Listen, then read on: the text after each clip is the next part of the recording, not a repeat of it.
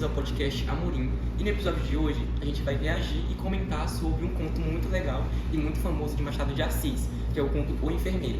E aí, eu me chamo Guilherme, para quem não me conhece, né? Eu estou hoje aqui ao lado de uma colega muito especial, né? Que ama literatura assim como eu, que é a Gabriela.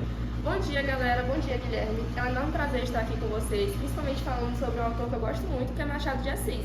Essa obra realmente é uma obra que toca no meu coração quando falamos sobre ela, porque tem muitas reviravoltas, né? E é uma ironia muito legal que a gente pode conversar sobre. E aí, galera, para quem não conhece o conto, ele fala sobre dois personagens principais, né? Que é o Procópio e o Coronel. E aí, o Coronel, ele contrata o Procópio e ele aceita ser enfermeiro do Coronel. E aí tava tudo muito bem. Só que com o passar do tempo, eles começaram a se desentender um pouco, né? O Coronel, ele começou a tratar o Procópio com muita ignorância, agressividade, brutalidade, impaciência. E isso foi deixando ali um pouco de raiva na cabeça do Procópio, sabe? Até porque quem não sentiria, né? Eu mesmo, se estivesse passando por situações parecidas com o meu patrão, eu iria ficar chateado. Então eu entendo muito bem o lado dele de se sentir chateado. Só que passou um tempinho e eles começaram a discutir mais ainda, não foi? E aí, teve um momento em que eles discutiram tanto que aconteceu uma morte, né? Acabou que no fim da noite, o Procópio matou o Coronel. Isso não fica tão, assim, de forma evidente no filme. A gente sabe que ele matou, mas a gente não sabe a causa. Porque eles não dizem, assim, se foi acidental ou se foi proposital. Eles só dizem que foi ele que matou. E aí isso acaba deixando ali uma culpa bem grande na cabeça do Procópio, né? Depois de um tempo, o Procópio, né, ele descobre que no testamento do Coronel, ele tinha deixado o Procópio como herdeiro. Então ele descobriu que ele ia receber toda a herança que era do Coronel. Mesmo tendo aquelas discussões, sabe? Então ele começou a se sentir culpado, ou então um pouco com medo, e isso foi gerando uma confusão na cabeça do Procópio, sabe? Então grande parte desse ponto gira muito em torno dessa confusão.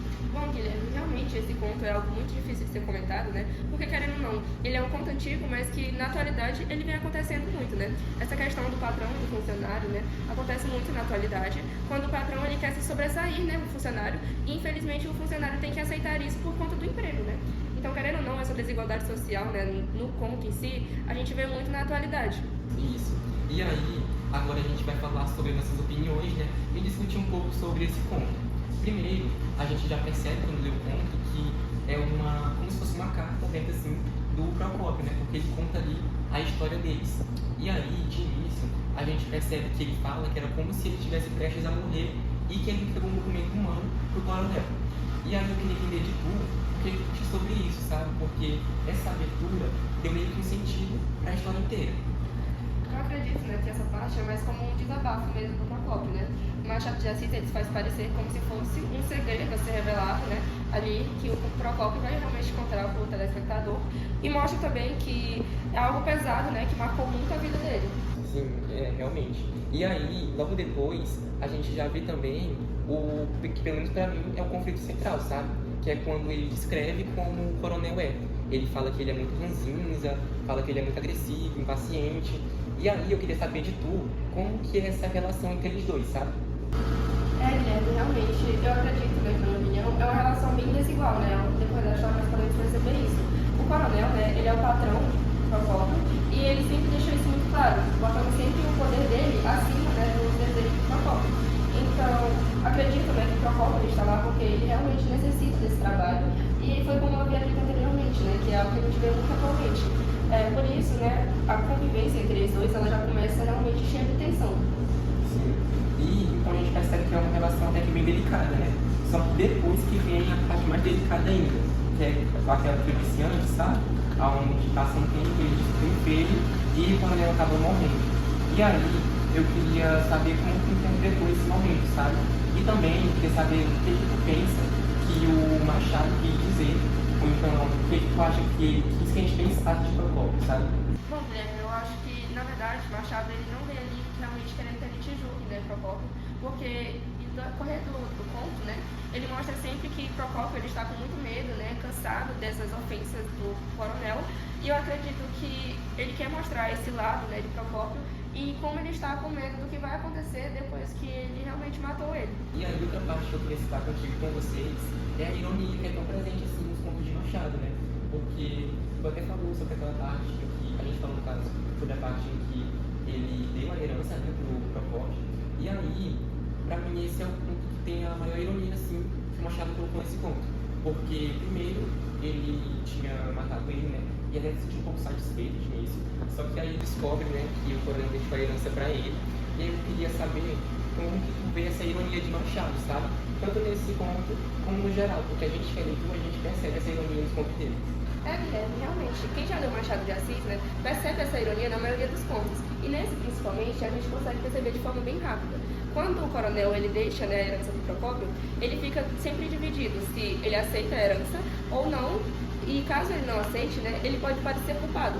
Ainda mais quando ele descobre, né, que o coronel ele era bem odiado assim, pela população. E quando ele se vê ali naquela linha justa, né, de tipo, eu vou aceitar ou não vou aceitar. Então, realmente, essa questão da ironia, né, ela deixa isso bem claro.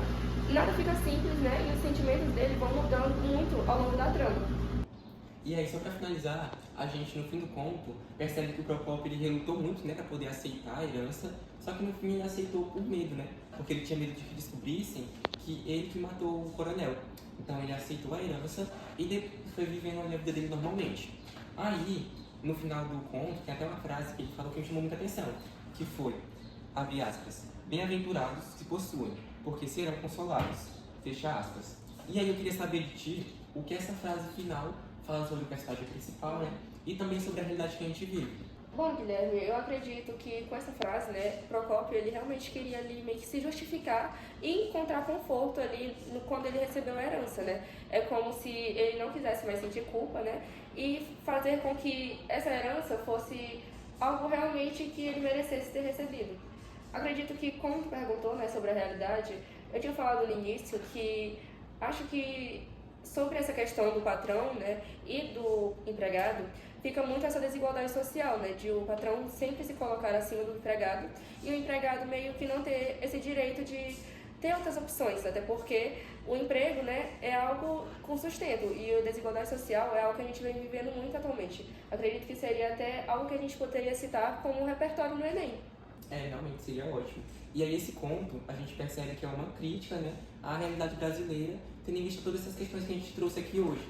Então, galera, o episódio de hoje vai ficando por aqui, certo? Foi um ótimo episódio, gostei bastante de participar com a Gabriela e também falar sobre esse assunto incrível, que eu amo literatura, ela também tenho certeza que ama, né? Então, vou passar a palavra para ela aqui. Bom, gente, então vai ficando por aqui. Eu agradeço muito, Guilherme, né, por essa oportunidade. E é um enorme prazer estar aqui falando de algo que eu gosto bastante, que são os contos do Machado de Assis. Eu acredito, né, que se vocês gostaram desse, vocês vão gostar ainda mais dos outros. E é muito fácil da gente achar pelo Google mesmo. É só colocar Machado de Assis, o nome do conto e em PDF. Acredito que é uma leitura que nós todos precisamos ter sobre.